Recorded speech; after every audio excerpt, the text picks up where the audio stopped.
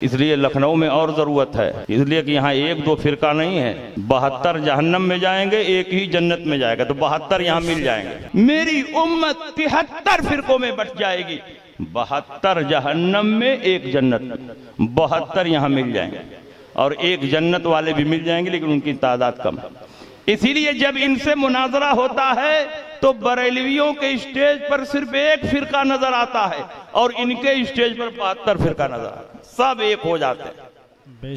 दीन का इतना बड़ा इमाम, दीन का इतना बड़ा फकीह सिर्फ और सिर्फ अपनी वालिदा मोहतरमा की निगरानी में बन रहा है। बाप का साया सर से उठ गया, माँ ने उसकी तालीम और तरबियत का एहतमाम किया। इतना बड़ा इमाम, इतना बड़ा आलिम अगर इस मनसब पर पहुंच रहा है तो माँ की तरबियत के नतीजे में पहुंचा। इमाम शाफी की तरबियत करने वाली आपकी वालिदा मोहतरमा थी। हजरत इमाम बुखारी, जिन्होंने बुखारी शरीफ लिखी है और जिसको असहुल कुतुब बाद किताबिल्लाह कहा जाता है, उस हदीस, उस किताब के लिखने वाले इमाम बुखारी की तालीम और तरबियत का एहतमाम करने वाली भी आपकी वालिदा मोहतरमा थी। आप बताइए उस दौर की औरतों ने कितना अजीम कारनामा अंजाम दिया। हजरत इमाम बुखारी पैदा हुए, बाप का साया सर से उठ गया, यतीम हो गए। माँ ने तालीम और तरबियत का एहतमाम किया। बचपन ही में इमाम बुखारी की बीनाई चली गई, अंधे हो गए। वालिदा मोहतरमा रातों को तहज्जुद के लिए उठती थी, रो रो कर रब की बारगाह में दुआ करती थी, परवरदिगारे आलम मेरे बच्चे की बीनाई को वापिस कर दे। एक रात परवरदिगारे आलम ने उनकी दुआ कबूल फरमाई। हजरत इब्राहिम खलीलुल्लाह अलैहिस्सलाम उनके ख्वाब में तशरीफ लाए और फरमाया, अल्लाह ने तेरी दुआ कबूल फरमा ली है, तेरे बच्चे की बीनाई वापस कर दी गई है। सुबह को इमाम बुखारी रहमतुल्लाह अलैह उठते हैं तो आंखों में बीनाई वापस आ चुकी थी और आंखों में ऐसी बीनाई वापस आई, ऐसी बीनाई वापस आई कि आप चांदनी रात में भी लिखते पढ़ते थे और जर्रा बराबर आपकी बिनाई पर कोई असर नहीं पड़ता। सुभान अल्लाह, सुभान अल्लाह। तो ये इतने बड़े बड़े मुहद्दिसीन, इतने बड़े बड़े फुक़हा जो पैदा हुए हैं माओ की तालीम और तरबियत के नतीजे में पैदा। बेशक बेशुमार औलिया किराम की तरबियत में उनकी माओ का हाथ है। गौसे पाक रहमतुल्लाह अलैह रज़ी अल्लाह ताला अन्हो के हालात को आप पढ़ें, सुल्तानुल हिंद ख्वाजा गरीब नवाज के हालात को पढ़ें, कुतुबुद्दीन बख्तियार काकी के हालात को पढ़ें। बेशुमार औलिया इकराम मुहद्दिसीन इज़ाम ऐसे हैं कि वो बचपन में यतीम हो गए और माओ ने अपनी तालीम और तरबियत से उनको इस मकाम पर पहुंचाया। आज कहाँ है हमारी माएँ और बहनें? क्यों नहीं अपने बच्चों की इस शान से तालीम और तरबियत करती हैं कि उनके बच्चे भी नेक और साले बने। इसलिए मेरे भाइयों, मदरसा चलाना कमाल नहीं है, बल्कि मदरसे को मेयारी अंदाज में चलाना ये कमाल की बात। बेशक गली गली में मदरसे खुल जा रहे हैं, लेकिन वो कुरान खानी की दुकान बन के रह जा रहे हैं। अल्लाह, 4 लड़कों को रख लिया, कुरान खानी के लिए पेटी लेके घूम रहे हैं इधर उधर। मदरसा बनाइए तो मेयारी अंदाज में बनाइए, शानदार हाफिज बैठाइए, अच्छी तनख्वाह दीजिए, इमाम मस्जिद में रखिए तो बासलाहियत इमाम रखिए और तजवीज और क़िरात से वाकिफ इमाम रखिए, सेहत मखारिज के साथ कुरान पढ़ने वाला इमाम रखिए और ऐसा इमाम रहे जो तहारत और नमाज के मसाइल को कम से कम अच्छी तरह जानता हो, ताकि नमाज के अंदर अगर कोई गड़बड़ी अचानक हो जाती है तो वो ये डिसीजन ले सके, फैसला ले सके कि हमको सजदे सहू करना है कि नहीं करना है, सजदे सहू के बगैर नमाज हो जाएगी या नहीं हो जाएगी। जब तक वो तहारत और नमाज के मसाइल से वाकिफ नहीं होगा, सही तौर पर वो कौम की इमामत नहीं कर सकता। बेशक हक है। मगर आप लोगों को इमाम खोजना रहता है, एकदम सस्ता इमाम चाहिए, फार्मी मुर्गी की तरह से 50 रुपया किलो वाला इमाम चाहिए। अगर इमाम ने 15,000 तनख्वाह बता दिया, अरे बताइए नमाज पढ़ाने के लिए लोग तंग। डॉक्टर के यहाँ नहीं जाके इतराज करते हैं कि इतनी फीस क्यों ले रहा जी। 2 दिन में तो मरीजों को और मरीज बना देते हैं, लूटते हैं। हक है, हक है। 2 दिन में जितना सब लेके गया है सब लूट पाट के बराबर कर देंगे, लेकिन वहां कोई एतराज नहीं करता। इंजीनियर एक नक्शा बनाता है, 50 लाख रुपया ले लेता है, फैक्ट्री के मालिक वहां कोई एतराज नहीं करता। ये बरबिनाए जरूरत है, कुरान की तालीम पर उजरत लेना ये जायज है। अगरचे ताक पर उजरत लेना नाजायज है असले मजहब के लिहाज से, लेकिन हजरत इमाम मोहम्मद रहमतुल्लाह ताला अलैह के जमाने में कुछ चीजों का इस्तिस्ना हो गया कि अगर इन चीजों पर उजरत नहीं ली जाएगी तो दीन बर्बाद हो जाएगा, और जब दीन बर्बाद हो जाएगा तो मुसलमान कहाँ रहेंगे। इसलिए अगर कुरान पर उजरत नहीं ली जाएगी तो बे उजरत वाले कहाँ मिलेंगे मुअल्लिम। हर आदमी तो अपने कारोबार में जुड़ जाएगा तो कुरान की तालीम बर्बाद हो जाएगी। और अगर मस्जिद में नमाज पढ़ाने की उजरत न दी जाए, मुअज्जिन को उजरत न दी जाए, तो कौन जाएगा नमाज पढ़ाने, कौन जाएगा अजान देने। नमाज बर्बाद हो जाएगी, अजान बर्बाद हो जाएगी। इसलिए दीन का तहफ़्फ़ुज़ अगर चाहते हो तो कुछ चीजों पर उजरत देना जरूरी है। उसी दौर में इस बात पर इत्तेफाक हो गया कि कुछ ताआत ऐसी हैं कि उनके ऊपर उजरत लेना जायज है, और उसी में दीन का तहफ़्फ़ुज़ है, दीन की बका। इसलिए मेरे भाइयों, अच्छा हाफिज रखिए, मदरसा बनाइए, शानदार मदरसा बनाइए, तजवीद के साथ पढ़ाने वाला हाफिज रखिए। और उनका इंटरव्यू वो लोग लेते हैं जो कुरान पढ़ना ही नहीं जानते हैं। इंटरव्यू लेने के लिए आ रहे हैं कौन? सेक्रेटरी साहब हैं, ये सदर साहब हैं, न दाढ़ी है, न टोपी है, न कुरान पढ़ा है, ये इंटरव्यू लेने आ रहे हैं। ये क्या जान पाएंगे? इसलिए उनका इंटरव्यू किसी शानदार हाफिज और कारी के जरिए करवाइए। जब वो फाइनल करे तब जाकर के उसको अपने मदरसे में रखिए, और 2-4 हजार तनख्वाह ज्यादा भी देना पड़े तो भी दे दीजिए, क्योंकि उससे मदरसे की तरक्की है, मदरसे का नाम है, और अल्लाह ताला पैसा देने वाला है, क्योंकि ये तो दीनी काम है, अल्लाह ही इंतजाम फरमाएगा। कोई हाफिज और कारी अपने तौर पर नहीं इंतजाम करता, अल्लाह गैब से मदद फरमा देता। देखिए मुफ्ती फैजारुल मुस्तफा साहब ने चंद सालों में इतनी शानदार इमारत बना दी, अच्छी तालीम भी करवा रहे हैं, तहकीक के बच्चे भी यहाँ हैं। मैं तो कहूँगा कि मुनाजरे का कोर्स भी शुरू कर दीजिए, ताकि कुछ बच्चे मुनाजिर भी पैदा हों।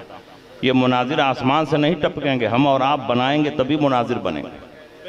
इसलिए लखनऊ में और ज़रूरत है, इसलिए कि यहाँ 1-2 फिरका नहीं है, 72 जहन्नम में जाएंगे, एक ही जन्नत में जाएगा, तो 72 यहाँ मिल जाएंगे।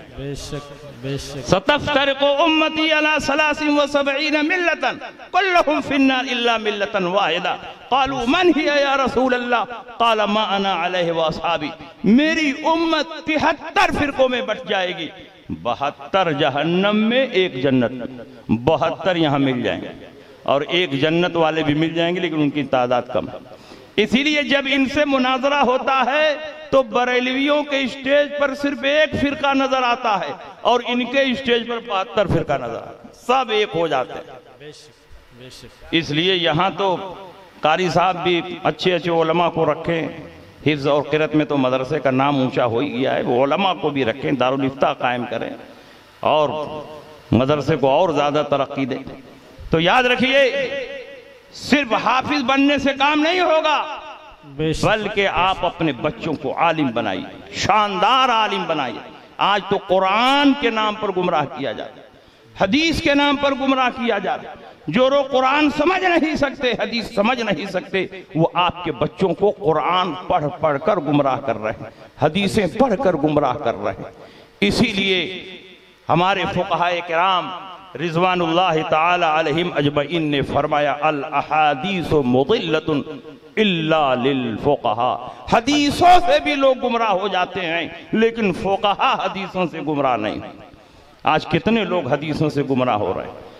रसूल पाक सय्यद आलम सल्लल्लाहु अलैहि वसल्लम के जो खुलफा थे, हजरत उमर, हजरत उस्मान गनी, हजरत अली, खुलफाए राशिदीन 20 रकात तरावी पढ़ते थे, लेकिन हदीस का नाम लेकर गुमराह करने वाले कहते हैं सहाबा गलत, ताबईन गलत, तबे ताबईन गलत। तरावी 20 रकात नहीं है, बल्कि 8 ही रकात। 1400 साल तक किसी ने नहीं समझा, और 1400 साल के बाद इन्होंने समझा कि तरावी 20 रकात नहीं, 8 रकात है। और जब पूछा गया दलील क्या है, आप लोग तो हदीस वाले हैं, तो हदीस पेश कीजिए। तो कोई हदीस नहीं मिली तो तहज्जुद वाली रिवायत को उठा करके तरावी पर फिट कर दी। मा कान यजीद रसूलुल्लाह सल्लल्लाहु अलैहि वसल्लम अला 11 रकातन फी रमजान व गैरिही। रसूल पाक सय्यद आलम सल्लल्लाहु अलैहि वसल्लम इशा की फर्ज नमाज पढ़ने के बाद अपने उजरे में जाते और आधी रात तक आराम फरमाते, उसके बाद उठते और 11 रिकात से ज्यादा नहीं पढ़ते, जिसमें 3 रिकात वित्र पढ़ते और 8 रिकात तहज्जुद पढ़ते। और ये सिर्फ रमजान की बात नहीं, फिर रमजान वगैरह ही, रमजान में भी यही मामूल था और रमजान के गैर में भी यही मामूल था। इनसे पूछो कि ये हदीस तुम पेश कर रहे हो, ये हदीस तो तहज्जुद के बारे में है। इमाम तिरमिजी ने इसको बाबू तहज्जुद में नकल किया है, बाबू तराबी में नकल नहीं किया है। और तराबी सिर्फ रमजान में मशरू है, गैर रमजान में नहीं। और इस हदीस में तो साफ लिखा हुआ फिर रमजान वगैरह ही, रसूल पाक रमजान में भी यही करते थे और रमजान के सिवा में भी यही करते थे। तो क्या रमजान के अलावा में भी तरावी होती है? और ये हदीस अगर तुम्हारे लिए दलील है तो इस हदीस में तो 3 रिकात वित्र है, तुम एक ही रिकात क्यों वित्र पढ़ते? इनकी तो वित्र एक ही रिकात होती है ना। हजरत आयशा सिद्दीका फरमाती है रसूल पाक 3 रकात वित्र पढ़ते थे। पहली रकात में सब्बिहिस्म रब्बिकल आला लज़ी खलक़ फसव्वा, दूसरी रकात में कुल या अय्युहल काफिरून, और तीसरी रकात में कुल हुवल्लाहु अहद पढ़ते थे। अलग अलग रकातों के लिए अलग अलग सूरतें बयान करना ये दलील है इस बात की कि रसूल पाक 1 रकात वित्र नहीं पढ़ते थे बल्कि 3 रकात। मगर ये लोग हदीस के नाम पर धोखा दे रहे हैं। 20 रकात तरावी थी, घटा करके 8 कर दिया। 3 रकात वित्र थी, उसको घटा के 1 रकात कर दिया। और कुछ ही दिनों के बाद फिर फतवा जारी करेंगे कि वित्र की नमाज आधी रकात कर दी गई है, रुकू करो घर जाओ तुम्हारा काम है। माशाअल्लाह। बताइए, ये सब हदीस के नाम पर हो रहा है, इसलिए मैं मिसाल दे रहा हूं, सिर्फ हदीस के नाम पर हो रहा है। कुर्बानी 3 दिन थी, अय्यामुन नहर सलासतुन अफज़लुहा अव्वलुहा, ये 1-2 नहीं दर्जनों सहाबा से मरवी है, जिसमें सिद्दीक़ अकबर हैं, उमर हैं, अब्दुल्लाह इब्न उमर हैं, बरा इब्न आज़िब हैं, अबू हुरैरा हैं, कसीर सहाबा से मरवी है कि कुर्बानी 3 दिन है और पहले दिन कुर्बानी करना अफजल। बेशक। लेकिन यही जमात नमाज पढ़ना हुआ तो घटा दिया और गोश्त खाना हुआ तो बढ़ा दिया। 3 दिन में मजा ही नहीं आता, 4 दिन कुर्बानी चाहिए। क्या बात है। जाहिल लोगों का कहते हैं अरे तुम कहां फंसे हुए हो, 3 ही दिन में तुम्हारा गोश्त खत्म हो जाएगा। हमारी जमात में आओ, 4 दिन ताजा ताजा गोश्त खाने को मिलता रहेगा। और इनके एक मुज्तहिद हैं सिद्दीक हसन भोपाली, सुरमा भोपाली, उन्होंने अपनी किताब बदरुल अहिल्ला में लिखा कि 1 बकरे में 100 आदमियों की कुर्बानी जाए। अल्लाह। महंगाई के एतबार से तो इनका फतवा बदल रहा है। पहले बकरा सस्ता था तो 1 बकरे में 1 की कुर्बानी हो रही थी, अब बकरा महंगा हुआ तो 1 बकरे में अब 100 की कुर्बानी हो। साफ लिखा, सबका वजूब साकित हो गया, सब बरी जिम्मा हो गए, अब किसी को अलग से कुर्बानी करने की जरूरत नहीं। आप बताइए, ऐसा फतवा कभी आपने देखा था? ये भी हदीस के नाम पर हो रहा है। इसीलिए कलकत्ता के शमा नियाजियों ने देखा कि अहले हदीस तो हदीस के नाम पर बड़ी तेजी से फैल रहे हैं और बड़ी आसानियां पैदा कर रहे हैं। लोग आसानी की वजह से इनकी जमातों के साथ जुड़ रहे हैं। कॉलेज के लोग, यूनिवर्सिटी के लोग, मॉडर्न तालीम वाले, ये सब इन्हीं के साथ जुड़ रहे हैं। तो कलकत्ता में अपने मौलवियों के लेकर के मीटिंग किया, कहा तुम लोग तो कुछ करते नहीं हो, तुम लोग भी कुछ आसानी पैदा करो, सहूलत पैदा करो ताकि लोग शमा नियाजी जमात में आए। 3 दिन तक सेमिनार चला और उनके मौलवियों ने फतवा जारी किया कि अगर 1 बकरे में 100 आदमियों की कुर्बानी जायज है तो 1 मुर्गे में 7 आदमियों की कुर्बानी। अल्लाह। अब आप बताइए, इनका फतवा ही बता रहा है कि ये कहां जाने वाले हैं। रसूल पाक ने फरमाया सम्मिनु दहायाकुम फइन्नहा अला सिरात मतायाकुम, मोटे और फरबा जानवरों की कुर्बानी करो क्योंकि इसी कुर्बानी के जानवर पर बैठकर पुल सिरात पार करना है। जिस जानवर की आप कुर्बानी करते हो उसी जानवर पर बैठकर पुल सिरात पार करना है। और बुखारी की दूसरी हदीस में है कि उसी पुल सिरात के नीचे जहन्नम है। अब दोनों हदीसों को जोड़ दो, जिस जानवर की कुर्बानी करते हो उसी पर बैठकर पुल सिरात पार करना है और पुल सिरात के नीचे ही जहन्नम है। तो जब 1 बकरे पर 100 गैर मुकल्लिद सवार होंगे, 1 मुर्गे पर 7 शमानियादी सवार होंगे तो बकरा भी वहीं उलट जाएगा, मुर्गा भी वहीं। क्या बात है हज़रत। अच्छा, अब बताइए कहां जाएगा? पुल सिरात के नीचे क्या है? बुखारी में क्या लिखा है? जन्नत है कि जहन्नम है? तो अल्हम्दुलिल्लाह हम लोगों को इनका साथ नहीं देना, जन्नतियों का साथ देना। जन्नती गौसे पाक हैं, जन्नती ख्वाजा अजमेरी हैं, जन्नती बाबा फरीद हैं, जन्नती ज़करिया मुल्तानी हैं, महबूब इलाही हैं, सिर्र सिक्ती हैं, जुनैद बगदादी हैं, बायजीद बुस्तामी हैं, हजरत जुन्नून मिस्री हैं, मखदूम माहिमी है, मखदूम कशौचवी हैं, और दौरे अखीर के सबसे बड़े इमाम, सबसे बड़े मुहक्किक आला हजरत इमाम अहमद रजा हैं। इसलिए जो इनका रास्ता होगा उसी रास्ते पर हम चलेंगे, क्योंकि इनका रास्ता ये बिदअत का रास्ता नहीं, कुफ्र का रास्ता नहीं, शिर्क का रास्ता नहीं, इनका रास्ता सिराते मुस्तकीम है, जन्नत तक ले जाने वाला। बेशक बेशक। नारे तकबीर, नारे रिसालत, अज़मते कुरान कॉन्फ्रेंस, हजरत अल्लामा मुफ्ती शमशाद अहमद साहब क़िबला, नारे तकबीर, नारे रिसालत। मुझे तो बड़ी हैरत होती है इस जमात पर, यतीमुल अक्ल है, बिल्कुल जड्डों की जमात। नमाज पढ़ने जाएंगे सर पर टोपी नहीं है, गरीबान खुला हुआ है, आस्तीन समेटे हुए हैं, टांग तो इतना फैला देंगे कि मोटा से मोटा शैतान भी इमाम के पास पहुंच जाएगा। जाओ इमाम की नमाज बातिल करो, बाकी लोगों की नमाज तो खुद ही बातिल हो जाएगी। नॉर्मल टांग रखो, फैलाकर खड़े होने का हुक्म नहीं।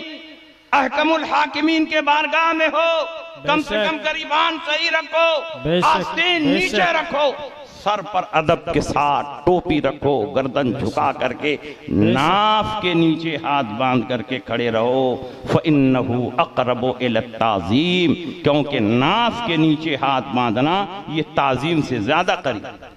दुनिया के हाकिमों के पास जाते हो तो कपड़ा सीधा करने लगते हो, पैंट सही करने लगते हो, अदब के साथ हाथ बांध करके खड़े रहते हो। यहाँ अहकमुल हाकिमीन के दरबार में खड़े हो और ऐसा महसूस हो रहा है कि तुम नमाज पढ़ने के लिए नहीं, कबड्डी खेलने के लिए आए, अखाड़े में खड़े हो, मस्जिद में नहीं। यही अदब है। हदीस के नाम पर धोखा, हदीस के नाम पर फसाद, कि हम तो अहले हदीस हैं, हम तो हदीस पर अमल करते हैं, सारी हदीसों पर। मैं कहता हूं कि तुम हदीस पर अमल कर ही नहीं पाओगे। मेरा चैलेंज है कि कोई भी अहले हदीस हदीस पर अमल नहीं कर पाएगा। इसलिए कि एक एक मसले से मुतालिक जब तीन तीन हदीस आ जाएगी तो किस पर अमल करोगे? एक पर अमल करोगे बाकी छूट जाएगा। अब नमाज में आदमी कान की लौ तक हाथ उठाए कि मूढ़े तक हाथ उठाए, यहां भी झगड़ा। एक हदीस बताती है कान की लौ तक उठाओ, दूसरी बताती है मूढ़े तक उठाओ। अगर कान की लौ तक उठाओगे तो यह हदीस छूट जाएगी, यहां तक उठाओगे तो कान की लौ वाली हदीस छूट जाएगी। तो एक को छोड़ोगे, एक को पकड़ोगे तो अहले हदीस कहां हुए? तुम तो तारीके हदीस हुए, तुम तो मुनकिरे हदीस हुए। और यहां या यहां हाथ उठा करके तुम नियत बांधोगे तो हाथ कहां रखोगे?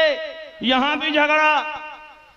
नाक के नीचे हाथ रखो या नाक के ऊपर हाथ रखो, या कहीं मत हाथ रखो, हाथ छोड़ करके नमाज पढ़ो, जिसको इरसाल कहते हैं। इमाम तिरमिजी ने 3 मसलक बयान किया, 3 हदीसें बयान की। इमाम तिरमिजी कोई मामूली मुहद्दिस तो है नहीं। कहा पहला मसलक इमाम आजम अबू हनीफा और उनके मानने वालों का है, और वो ये है कि नाफ के नीचे हाथ बांधा जाए। दूसरा मसलक इमाम शाफी का है, नाफ के ऊपर हाथ बांधा जाए।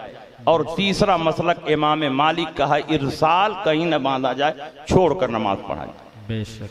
तो इन्होंने कहा कि हम तीनों को छोड़ देते हैं, न नाफ के नीचे न नाफ के ऊपर, हम यहां बांधेंगे, सीने पर बांधेंगे। अरे भाई, सीने पर बांधने की हदीस कहां है? तुम अपने आप को वाले हदीस कहते हो तो हदीस पेश करो। नाफ के नीचे बांधने की हदीस है, नाफ के ऊपर फौकस सदर की, फौकस सुर्रा की हदीस है, तहत सुर्रा की हदीस है, इरसाल की हदीस है। फौकस सदर की कहां हदीस है? सीने के ऊपर हाथ बांधो। और तुम अगर सीने पर हाथ बांधते हो तो बताओ 3-3 हदीसों को तुमने छोड़ दिया कि नहीं छोड़ दिया? और जो आदमी 3 हदीसों को छोड़ रहा हो वो अहले हदीस होगा कि मुनकिरे हदीस हो? अगर अहले हदीस हो तो तीनों पर अमल करके दिखा दो। अमल हो ही नहीं पाएगा। नाफ के नीचे बांधोगे, ऊपर वाली पे अमल नहीं होगा। नाफ के ऊपर रखोगे तो छोड़ने वाली पे अमल नहीं होगा, और सीने पर रखोगे तो तीनों पे अमल नहीं होगा। बेशक। बताओ कहां हदीस है सीने पर हाथ बांधने की? कोई गैर मुकल्लिद नहीं दिखा सकता है। एक साहब ने कहा कि सही इब्ने खुज़ैमा में। मैं कह रहे बाप इतना पंपापुर चले गए, सही इब्ने खुज़ैमा, बुखारी, मुस्लिम, तिरमिजी, अबू दाऊद, नसई, इब्ने माजा, ये हदीसें नहीं थी अमल करने की, उतना दूर चले गए। सही इब्ने खुज़ैमा तो नाम की सही है, और उसमें क्या है, कहा वाइल इब्ने हुज्र ने फरमाया कि तुम्हारे लिए सुन्नत यह है कि तुम सीने पर हाथ बांधो। मैंने कहा नादान, उन्होंने औरतों से खिताब किया कि तुम्हारे लिए सुन्नत यह है कि तुम सीने पर हाथ, क्या तुम औरत हो कि सीने पर हाथ बांधोगे? उनके सीने पर कुछ है जिसको छुपाने के लिए सीने पर हाथ बांधने का हुक्म दिया गया है, क्योंकि इस्लाम एक पाकीज़ा मजहब है। जब हमारी माएँ और बहनें नमाज के लिए खड़ी होती हैं तो इस्लाम ये चाहता है कि अगर एक तरफ अल्लाह की इबादत हो रही है तो दूसरी तरफ औरत की पर्दा पोशी भी होती है, फ़इन्नहु अस्तरु लहुन्ना, क्योंकि इसमें औरत की पर्दा पोशी ज्यादा है। तो ये तो औरत को हुक्म दिया गया कि तुम सीने पर हाथ रखो, क्योंकि पर्दा पोशी की जरूरत उन्हीं को है। तुम क्या सीने पर हाथ बांधते हो, मजनू की तरह कूद कर चले आए कि हम भी इसी पे अमल कर लेते। अरे भाई तुम औरत हो कि इस पर अमल करोगे? तुम मर्द हो तो मर्दों वाली हदीस पर अमल करो, और औरत हो तो औरतों वाली हदीस पर अमल करो, और दोनों के बीच में हो तो जिस पर चाहो अमल करो। हम लोग तो जब हदीसें टकराती हैं तो ये देखते हैं इसमें रसूलुल्लाह की सुन्नत क्या। हदीसें हैं लेकिन सुन्नत क्या है? तो हजरत अली करमल्लाहु ताला वजहुल करीम की हदीस अबू दाऊद इब्नुल अराबी के नुस्खे में मौजूद है, फ़इन्न मिन सुन्नति वज़अल यमीन अलल यसार तहत सुर्रा। ये बात सुन्नत से है कि दाहिने हाथ को बाएं हाथ पर रखकर नाफ के नीचे बांधे। बेशक। और नुखबा उसूल हदीस की मशहूर किताब है, उसमें ये कानून लिखा हुआ है कि जब सहाबी रसूल कहे कि ये बात सुन्नत से है तो उससे रसूलुल्लाह की सुन्नत मुराद होती है। जब सहाबी रसूल मुतलक कहे कि ये बात सुन्नत से है तो उससे किसी और की सुन्नत मुराद नहीं होगी, बल्कि रसूलुल्लाह की सुन्नत मुराद होगी। अगर किसी और की सुन्नत मुराद लेता तो नाम जिक्र करता, अबू बकर की सुन्नत ये है, उमर की सुन्नत ये है, खुलफाए राशिदीन की सुन्नत ये है। लेकिन जब मुतलक जिक्र कर रहा है कि ये बात सुन्नत से है तो उससे सिर्फ और सिर्फ रसूलुल्लाह की सुन्नत मुराद होगी, और ये हदीस मरफू के दर्जे में होगा। इसका मतलब ये है कि हदीस मरफू से साबित है कि रसूलुल्लाह सल्लल्लाहु अलैहि वसल्लम नाफ के नीचे हाथ बांधते थे, और नाफ के नीचे हाथ बांधना ये रसूलुल्लाह की सुन्नत। बेशक बेशक। अब बताओ कि आप सुन्नत पर अमल करोगे कि हदीस पे अमल करोगे? हदीस तो हर तरह की मौजूद है, सुन्नत पर अमल करेंगे, इसलिए कि जब सुन्नत पर अमल करेंगे तो हदीस पर खुद ही अमल हो जाएगा। लेकिन हदीस पर अमल करोगे तो जरूरी नहीं कि रसूलुल्लाह की सुन्नत पर अमल हो जाए, इसलिए कि हर सुन्नत हदीस है मगर हर हदीस रसूलुल्लाह की सुन्नत नहीं है। बेशक बेशक। इसलिए आप पूरी मजबूती के साथ मसलक आला हजरत पर कायम रहो। यही मसलक दुनिया और आखिरत में हमें और आपको निजात अता फरमाएगा। और जय्यद उलमा की सोहबत में बैठो और अपने बच्चों को दीनी तालीम से आरास्ता करो।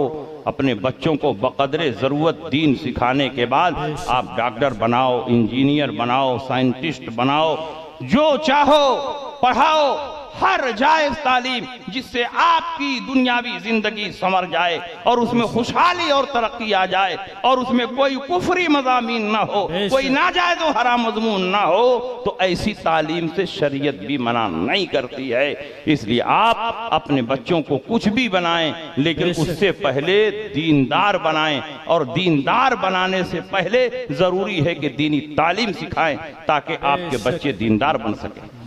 बस इन्हीं बातों के साथ मैं आपके दरमियान से रुखसत हो रहा हूं, और आज के इजलास में जो बच्चे फारिग हो रहे हैं उनके वालिदैन को मुबारकबाद पेश करता, कारी नौशाद साहब को मुबारकबाद पेश करता हूं कि उन्होंने अजीम खिदमत अंजाम दी, शानदार तरीके पर मदरसा चलाया। यहाँ तक कि आपने जो उनको चंदा दिया था उस चंदे को सही मसरफ में खर्च किया, और मदरसे की कारकर्दगी अब आपके सामने वो पेश करने जा रहे हैं। अगर इन असातिज़ा ने मेहनत से पढ़ाया नहीं होता तो ये बच्चे हाफिज नहीं बनते और इनके सरों पर दस्तार नहीं होती। इसलिए मैं कारी नौशाद साहब को मुबारकबाद पेश करता हूँ। व आखिर दावाना अनिल हम्दुलिल्लाहि रब्बिल